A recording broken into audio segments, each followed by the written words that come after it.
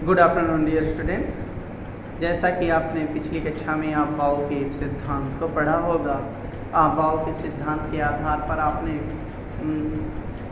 उपकोशों या कक्षकों का ऊर्जा स्तर का बढ़ता हुआ क्रम देखा होगा, जिसमें इलेक्ट्रॉन सर्वप्रथम प्रवेश करता है।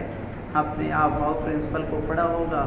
इलेक्ट्रॉन सर्वप्रथम निम्नतम ऊर्जा स्तर के रक्त कक्षकों में प्रवेश करता है और उसमें प्रवेश करने के बाद ही उच्चतम ऊर्जा स्तर को या उसमें भरा जाता है। इतना आपको पिछली कक्षा में हमने बतलाया होगा। अब हम शुरुआत जो करने वाले हैं उस पर बात करते हैं। डी ब्लॉक के तत्वों की कुछ इलेक्ट्रॉनिक विन्यास हम आपको बतलाएंगे। तो जब डी ऑर्बिटल का सब इलेक्ट्रॉनिक विन्यास आप करोगे तो भी वहाँ एक चीज़ समस्याएं आएंगी, जिसमें आप डी जैसे ही डी शब्द का प्रयोग होगा आप डर जाएंगे। आपके अंदर डर समाहित होगा और यहीं से ही डर समाहित होगा, आप डी से पहले यस को लिख देंगे और डी से पहले यस को लिखते ही आप इलेक्ट्रॉनिक विन्यास आसानी से कर पाएंगे। जैसा कि आपको दिखाई भी जाएगा कि हम आपको 20 तक परमाणु क्रमांक 1 से लेकर 20 तक को तत्वों का इलेक्ट्रॉनिक विन्यास आपको अच्छे से समझाया होगा और समझाने के बाद आपको दिखाया होगा कि 3p के बाद 4s आ गया, 3d नहीं आया। अब उसका एक्चुअल कारण क्या है वो भी हम आपको बताने का प्रयास करेंगे। आज की क्लास बहुत महत्वपूर्ण होगी आपके लिए। पूरा देखिए, समझिए, जो ना आए बेझिझक पूछिए, ध्यान दीजिएगा। हम आज 21 से लेकर 30 तक के तत्वों का इलेक्ट्रॉनिक विन्यास पढ़ेंगे। पहला 21 है स्कैंडियम, 22 है टाइटेनियम, 23 है वनेडियम, 24 है क्रोमियम, 25 है मैग्नीज, 26 है आयरन, 27 है कोबाल्ट, 28 है निकेल, 29 है कॉपर और 30 है जिंक। इन तत्वों का इलेक्ट्रॉनिक विन्यास करते समय हम फिर से आपको याद दिलाना चाहेंगे, आप बाउ प्रिंसिपल को भूलिएगा नहीं। आप नए हो, सीखते सीखते सीखोगे तो ज़्यादा प्रैक्टिस करोगे, ज़्यादा सीखोगे। हमने बताया जितने कोश उतने ही उपकोश होते हैं। आप याद रखिएगा इस बात को। यदि इस बात को याद रखा आपने तो जानने से आप भूलेंगे नहीं और आसानी से इलेक्ट्रॉनिक विन्यास करते जाएंगे। आपने ये बनाना होगा, बार बार बनाना होगा जब तक आप अच्छे से सीख न जाओ। जब सीख जाओगे पूरी तरह से, हम खुद कहेंगे आप मत बनाओ, इसके बाद भी हम इसके जस्ट बाद आपको छोटा छोटा इलेक्ट्रॉनिक विन्यास, बहुत बड़ा बड़ा लिखेंगे ना, उसको छोटा छोटा रूप में भी लिखना सिखा देंगे। आप देखेंगे, इसको हमने कहा था पैरेलल काट देना, कहीं एक दूसरे को दिक्कत ना होगी और आसानी से इलेक्ट्रॉन का जो भराव होगा वो ऊपर से नीचे की ओर करना, कहीं गलती भी ना होने की संभावना रहने देगी आपको। देखिए 21 है ना, पहले लिखते जाओ। पहले 1s आएगा, 1s के बाद क्या आएगा, 2s आएगा, 2s के बाद क्या आएगा, 2p आएगा, 2p के बाद क्या आएगा, 3s आएगा, 3s के बाद क्या आएगा, 3p आएगा, 3p के बाद क्या आएगा, देखो ये भी कटा है, ये भी कटा है, 4s आएगा, 4s के बाद क्या आएगा, तो 3d आएगा और 3d के बाद क्या आएगा, 4p आएगा। इतना है हम कर लेते। आपको ये भी आपको पता होगा s में कितने इलेक्ट्रॉन, 2 लिखते हैं और पढ़ते हैं s2। p में कितने अधिकतम 6 इलेक्ट्रॉन लिखते हैं क्या, p6। d में कितने इलेक्ट्रॉन, 10 इलेक्ट्रॉन लिखते हैं, d10। f में कितने इलेक्ट्रॉन, 14 लिखते हैं, f14। पढ़ते भी हैं f14। ध्यान से देखिए, यस में कितना 2, यस में कितना 2, पी में कितना 6, यस में कितना 2, पी में कितना 6, यस में कितना 2। पहले निकले कितना हुआ, जो पावर पे लिखा वही है। आज जान लो ये लिखा है हमें समझा दूं आपको, ये मुख्य क्वांटम संख्या को दर्शाता है, यह द्विअंशी क्वांटम संख्या को दर्शाता है और उसी के कक्षक के ओरिएंटेशन में स्थित इलेक्ट्रॉनों को ये दर्शाता है कितने इलेक्ट्रॉन रखे गए हैं और वो भी ऊर्जा स्तर के बढ़ते हुए क्रम में रखे गए। इतनी बात आप जान। देखो आप फिर से समझो, 2 इलेक्ट्रॉन 2 2 4 2 6 2 2 4 6 10 2 12 6 18 2 20 इलेक्ट्रॉन हो गए। हमें कितने इलेक्ट्रॉन को भरना था? 31। तो जितना भरा गया यहाँ तक कोई खाली नहीं रह गया, बाकी इलेक्ट्रॉन इसमें डाल दिया, इसकी जरूरत ही नहीं पड़ी, आपने इलेक्ट्रॉन भर दिया, आपके 21 इलेक्ट्रॉनों का इलेक्ट्रॉनिक विन्यास हो गया। चलते ही यहाँ पर आप देखेंगे तो जस्ट चलते जाएंगे, यहाँ पर 4s2 3d2 कर देंगे। यहाँ पर आप जाएंगे तो 4s2 3d3 कर देंगे, 23 हो जाएगा। यहाँ तक आप जाएंगे 4s2 3d4 आएगा, लेकिन दिमाग आपका एकदम घुमा लीजिए ऐसे से। हम अभी इसको पढ़ेंगे Cr और ये 29 कुत्ता। ये दो अपवाद अभी दिख रहे हैं इसमें, और भी हम आपको अपवाद याद करने के तरीके बताएंगे जिसको आप परमाणु क्रमांक के बढ़ते हुए क्रम में हमने रखे हैं और आराम से याद कर लेंगे। एक बार यदि दिमाग में रख दिया फिर हो गया तो दिक्कत ना करेगा। तो Cr आपका अपवाद है, इसमें D4 नहीं होता, ये D5 हो जाएगा। तो एक इलेक्ट्रॉन कहाँ से ले लेगा? S से, और ये हो जाएगा 5। देखिए पूरा इलेक्ट्रॉनिक विन्यास 1s2 2s2 2p6 3s2 3p6 4s1 3d5। ये एक अपवाद है, एक्सेप्शन।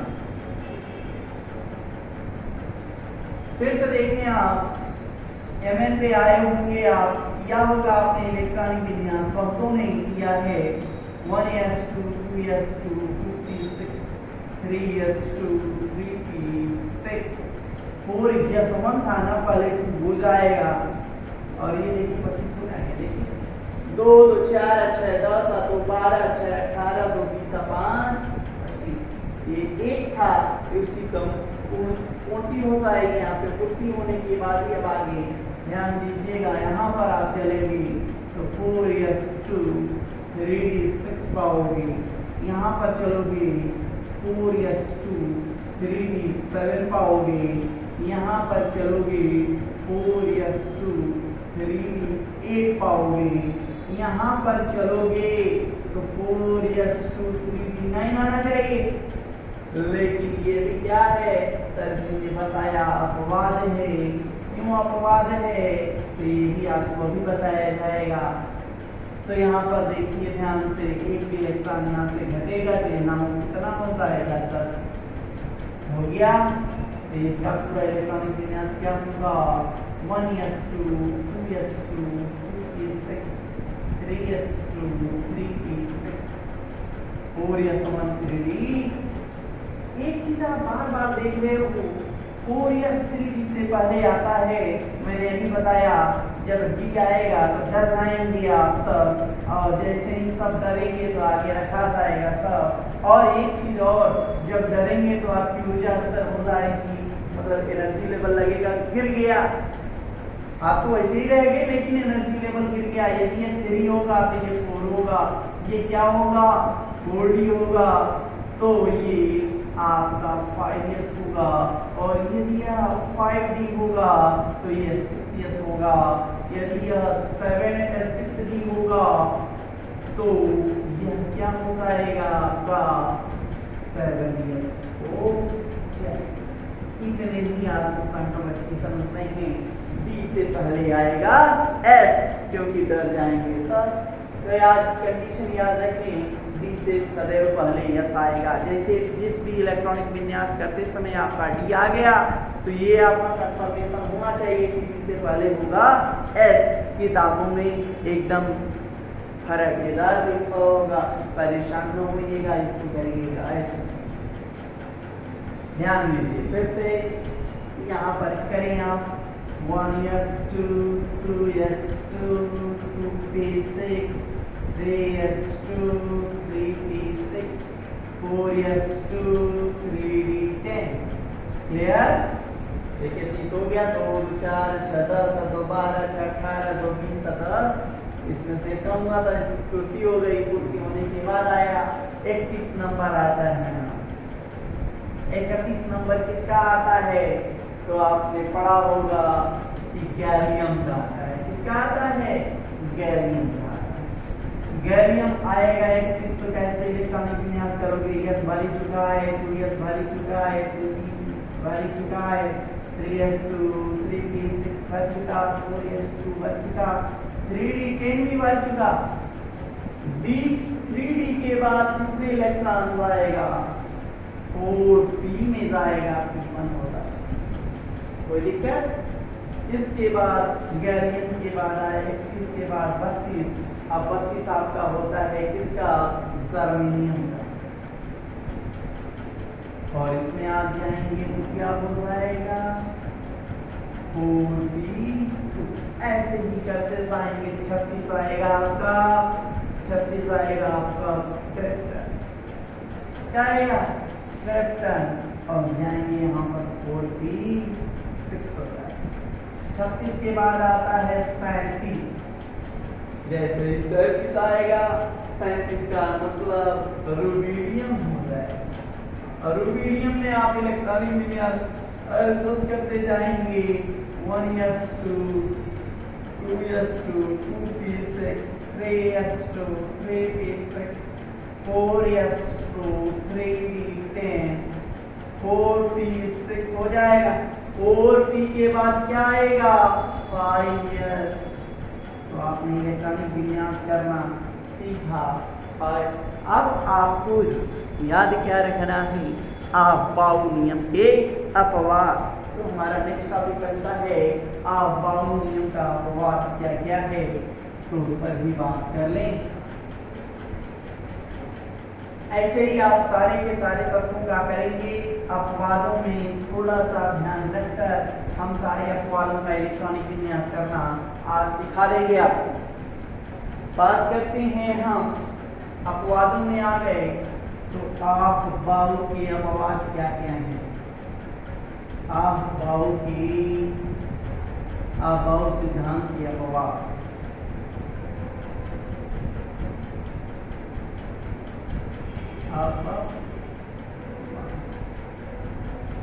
अबाउ नियम के अपवाद, इस सिद्धांत के अपवाद कौन कौन सी हैं?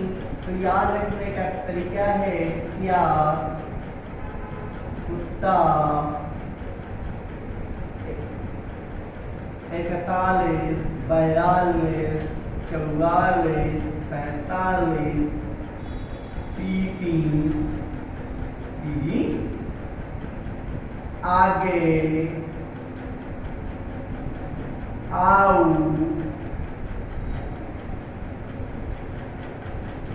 आगे पीटी आओ, आगे पीटी आओ। इतना यदि आपको क्लियर हो गया तो यही है अबाउ नियम के अपवाद, जो कि आपको ज्यादा परेशान कर सकते हैं इलेक्ट्रॉनिक विन्यास परीक्षा के पॉइंट ऑफ व्यू से। कोई पूछा तो याद करने का तरीका है सियार, सियार का मतलब क्रोमियम, कुत्ता का मतलब कॉपर, 41 क्या होता है? तो नोबेलियम होता है। 42 आपको तो क्यों परमाणु क्रमांक से मतलब है, आपको आगे का पता चल जाएगा। मोलिब्डेनम, ये भी हम आपको याद करना सिखा देंगे। परमाणु क्रमांक पता है तब तो ऐसे पता करोगे यदि आपको याद करने का पूरा पीरियोडिक टेबल। 44 होता है Ru, 45 होता है RH, 46 होता है पैलेडियम Pd, 47 होता है अर्जेंटम सिल्वर, 78 होता है। देखिए 47 के बाद यहाँ तक तो लगातार है 44, 45, 46, 47। फिर Pd आउट 78 है प्लेटिनम और 79 है गोल्ड। यही है अबाउ सिद्धांत के अपवाद। अब इनकी बात आती है इलेक्ट्रॉनिक विन्यास की। तो कैसे करोगे? तो पहले अपवाद याद कर लो, इनका इलेक्ट्रॉनिक विन्यास मैं इसी की सहायता से करना सिखाता हूँ। फिर इसको छोटे रूप में कैसे लिखा जा सकता है, बड़ा बड़ा इलेक्ट्रॉनिक विन्यास है, ऐसा छोटे में कैसे लिखा जाएगा, तो उसको परमाणु क्रोड के आधार पर भी इलेक्ट्रॉनिक विन्यास करना सिखाएंगे हम आपको। आप सबको समझ गए कि आबाऊ सिद्धांत के अपवाद कितने आपको पढ़ने हैं? तो 2, तो 4, तो 6, तो 8, तो 10। 10 के बाद आते हैं आप 11 में। तो जैसे ही 11 में पढ़ने आएंगे तो 10 को अपवाद पढ़ के 11 में समझ सकते हैं। और भी अपवाद होते हैं 3, आपको और अपवाद मिलेंगे जो कि आप यह ब्लॉक के जब तक तो पढ़ाएंगे वहाँ पे आपको सीरियम भी पढ़ा देंगे, वो भी अपवाद है। तो अभी आपको जितना आपको याद रखना है 79 तक ही याद रखें। इसके ऊपर के अपवादों की बात 90 भी अपवाद है, तो बात की बात करेंगे। ठीक है, अभी तक तत्कालिक में हम चलाने की बात किया है, तो CR कुत्ता याद रखिएगा, फिर 41 42 सीरीज याद रखिएगा, 44 45 46 47 से रखिएगा, PTO याद रखिएगा, हो जाएगा। CR कुत्ता 41 42 44 45 46 47 PTO ऐसे याद कर लेंगे, आसानी से याद हो जाएगा, कोई दिक्कत नहीं है। अब बात करते हैं कि इलेक्ट्रॉनिक विन्यास कैसे, क्या आना चाहिए, क्या आता है, यही ना समस्या है। अपवाद का मतलब क्या आना चाहिए और क्यों आना चाहिए। तो ये चीज आपको हुंड का नियम याद होगा। हुंड का नियम एक छोटा सा हमने बताया था, हुंड्स प्रिंसिपल। अधिकतम इलेक्ट्रॉन बहुलता का नियम आया, अधिकतम electron maximum electron multiplicity rule भी आपको बताया होगा। अधिकतम बहुलता का नियम या अधिकतम बहुलता का हुंड नियम, यही हुंड्स प्रिंसिपल क्या कहता है। अंग्रेजी में बात करें तो हाफ फिल्ड और फुल फिल्ड, हाफ फिल्ड और फुल फिल्ड सबसेल या ऑर्बिटल भी बोल सकते हैं। हाफ फील्ड और फुल फील्ड सबसेल हैविंग रखता है, हाफ फील्ड और full field subshell having extra, extra का मतलब ज्यादा, स्टेबिलिटी, स्टेबिलिटी का मतलब अस्थायित्व, ज्यादा अस्थायित्व को रखता है। तो अर्धपूर्ति उपकोष हो, अर्धपूर्ति उपकोष या पूर्ण पूर्ति उपकोष, पूर्ण पूर्ति उपकोष ज्यादा अस्थायी होते, ज्यादा अस्थायी होते हैं। यदि ये लाइन आपको याद है तो आप सारे के सारे अबाऊ नियम के जो अपवाद है या अबाऊ सिद्धांत के अपवाद हैं उनको आप आसानी से क्लियर कर पाओगे। याद कराया आपको अबाऊ सिद्धांत के अपवाद में पहला तो आपको CR बताया था। CR काटे वाला CR ना, CR का मतलब क्रोमियम 24, ये अपवाद है। मूना इसका इलेक्ट्रॉनिक विन्यास अकॉर्डिंग टू अबाऊ प्रिंसिपल करो, क्या आएगा 1s2 2s2 2p6 सभी कराया था, 3s2 3p6 4s2 3d4 होना चाहिए। तो क्या कर दोगे, ऐसे लिख दोगे होना चाहिए। हाँ, इसका मतलब नहीं होता है, क्या होता है 24 होता है 1s2 2s2 2p6 3s2 3p6 4 yes 1 हो जाता है 3p5 हो जाता है। कोएफिशिएंट ये होता है और ये नहीं होता है।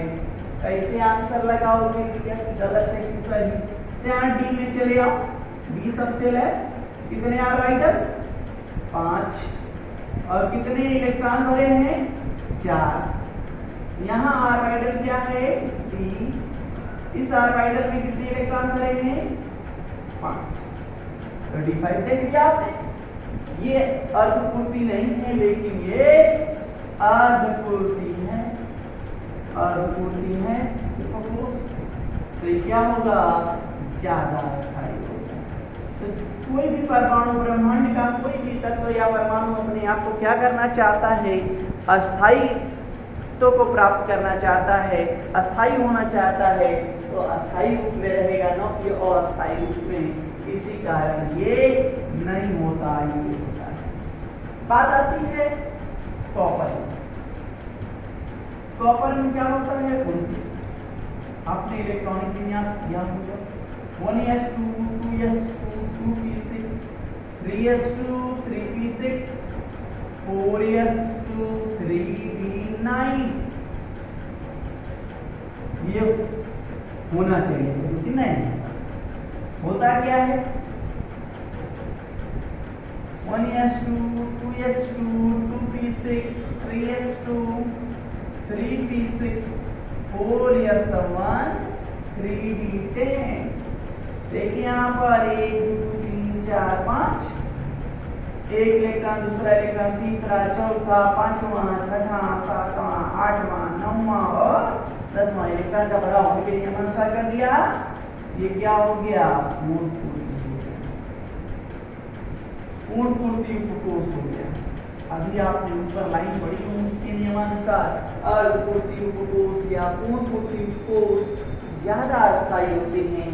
ये ज्यादा अस्थायी है, यहाँ पर देख रहे हो ये P5 है, लेकिन 1 2 3 4 5 6 7 8 9 ये पूर्ण पूर्ति नहीं है, इसलिए अस्थायी नहीं है, अस्थायी है, इसमें न रहकर इसमें रहता है इस अवस्था। इसी तरह और भी एग्जाम्पल हैं, वो भी आपको बता दिए जाए। आप करना है शेष का, ऊपर वाला आप खुद लिखेंगे, हम केवल नीचे वाला आपको सारा का बताएंगे।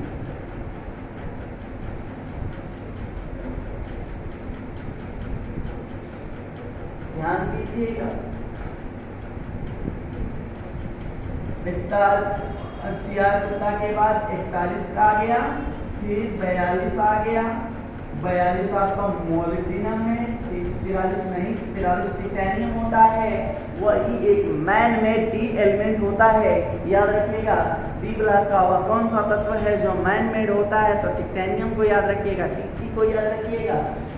और फिर 42 के बाद 44 आ जाएगा Ru, 45 आ जाएगा RH, 46 आ जाएगा Pd और 47 आ जाएगा Ag और 78 आ जाएगा प्लेटिनम, 79 आ जाएगा Ag। ध्यान से देखिए, इसमें 1s2 2s2 2p6 3s2 3p6 4s2 3d10, 30 तक हो ही गया। फिर 4p6 36 हो गया, 5s2 और 4d कितना होगा, 2 4 6 10 7 12 6 18 2 20 10 30 36 38 और 30 और 3 41 होना चाहिए। न इधरे का हुआ न उधरे का हुआ, न अस्थायी हुआ न अस्थायी हुआ। यहाँ पर इसके अस्थायित्व की बात करते हैं कि कहता है कोई लड़का कि सर ये ऐसे क्यों हो गया, नहीं है अर्धपूर्ति को प्राप्त किया न पूर्ण पूर्ति को प्राप्त किया, तो इस रूप में क्यों एग्जिस्ट करता है।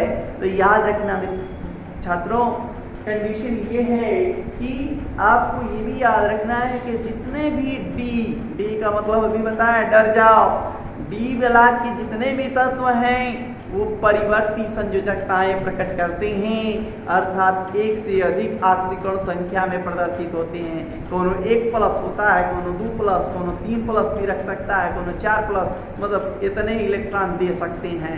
1 को दे सकता है, 3 को दे सकता है, 5 को दे सकता है।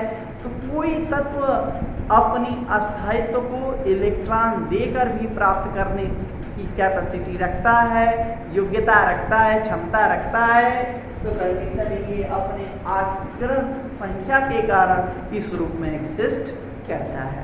इस तरह रहेगा तो इतने इलेक्ट्रॉन त्याग कर वह अस्थायी हो जाएगा। ये है बात यहाँ पर। तो इसमें भी आप सेम प्रक्रिया अपनाएंगे, यहाँ तक चले जाएंगे। होना चाहिए था 5s2 4d4, देख लीजिए यहाँ तक हुआ कितना 36 और 38 और 4 42, सेम है ना। यहाँ तक देखो सेम से। तो एक कितना हो गया 42, लेकिन कहता है यहाँ पर तो पूर्ति की बात आ गई सर जी ना। यदि यह एक इलेक्ट्रॉन इसको दे दे तो ये अर्धपूर्ति हो जाएगा, अर्धपूर्ति हो जाएगा, स्थायित्व को प्राप्त कर लेगा। आती है बात यहाँ पर। तो यहाँ पर भी आप सेम प्रक्रिया को अपनाएंगे 1s2 से लेके यहाँ तक 5s2 मतलब 38 अदूर 36 अदूर 38, 38 के बाद 4d में कितना जाएगा आपका 6, 4d6 आएगा, 4d6 आएगा जो कि नहीं एग्जिस्ट करेगा ऑक्सीकरण संख्या के कारण। ये क्या हो जाएगा 47। ये फिर से ऊपर वाली बात करेगा कि सर जी कुछ तत्व होते हैं जो भिन्न भिन्न ऑक्सीकरण संख्याएं प्रदर्शित करते हैं, तो अपनी ऑक्सीकरण संख्या के आधार पर स्थायित्व को प्राप्त करते हैं। ये बात यहाँ पर भी आएगी, ये भी 5s1 हो जाएगा, 8 हो जाएगा। यहाँ पर आएंगे तो देखिए सर जी 49 होने वाला था, ये 5s1 कैसी बात है ना, लगातार था, तो 49 होना चाहिए अकॉर्डिंग टू ऊपर वाले के हिसाब से ही चलते। तो ऊपर वाले हिसाब से चलेंगे, अपवादों की श्रृंखला में चल रहे हैं, तो वो ये देख रहे हैं तो एक इलेक्ट्रॉन को भी नहीं छोड़ेगा, पूरा का पूरा लेगा। होना चाहिए था क्या 5s2 48, ये होना चाहिए था, होता कितना है, ये दोनों इलेक्ट्रॉन यहाँ चले गए और क्या हो गया। तो यस में तो एक भी इलेक्ट्रॉन नहीं है, लेकिन डी पूरा का पूरा भरा है। अच्छा 10 में आपने पढ़ा होगा ये वह सब तत्व जिसके बारे में 18 इलेक्ट्रॉन होते हैं, तो यही है एकमात्र बंदा ऐसा है जिसके बारे कक्षा में 18 इलेक्ट्रॉन रखता है। देखिए आप फिर यहाँ पर आएंगे तो ये भी अपवाद है 5s1 4d3, यहाँ पर भी इसकी अस्थायित्व को कोई प्रभाव नहीं पड़ा। एक इलेक्ट्रॉन आया, अर्धपूर्ति ये भी हो गया, पूर्ण पूर्ति हो गया। अर्धपूर्ति या पूर्ण पूर्ति को ज्यादा अस्थायी होते हैं, इस नियम के आधार पर ये अस्थायी होते हैं। अब बड़े बड़े आ गए 78 और 79, ये आपको थोड़े करने पड़ेंगे, तो इतना मिटाते हैं फिर से करते हैं। इतना कर लिया होगा आपने, नहीं करे होंगे तो वीडियो को रिवाइंड करके कर लीजिएगा, जहाँ दिक्कत होगी पूछ लीजिएगा।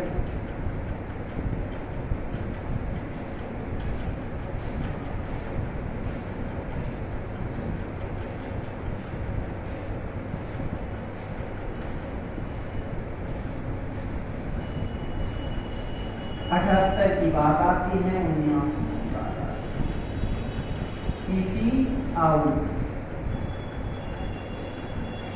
देखिए 78 है, पहले तो जानने 1s2 2s2 एक क्रम को पूरा एकदम लिखते जाना।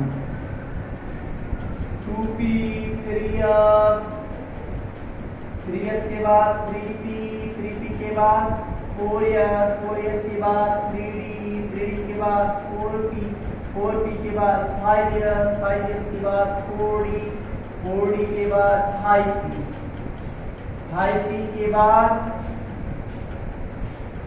6s, 6s के बाद 4f, 4f के बाद 5p, इतना भी चलना होगा।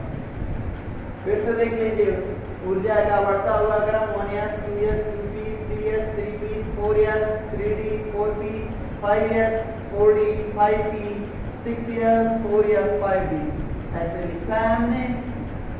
ध्यान दीजिएगा, यस में दुगो दुगो, पी में छगो दुगो छगो दुगो, पी में 10 गो, पी टी में 6 गो, यस में 2 गो, टी में 10 गो, टी में 6 गो, ऐसे ही पढ़ जा कर जा 2 गो में 10 14 गो, यस में कितना 14 गो, और जितना बची डी में जाए चेक कर जाओ कितना होगा।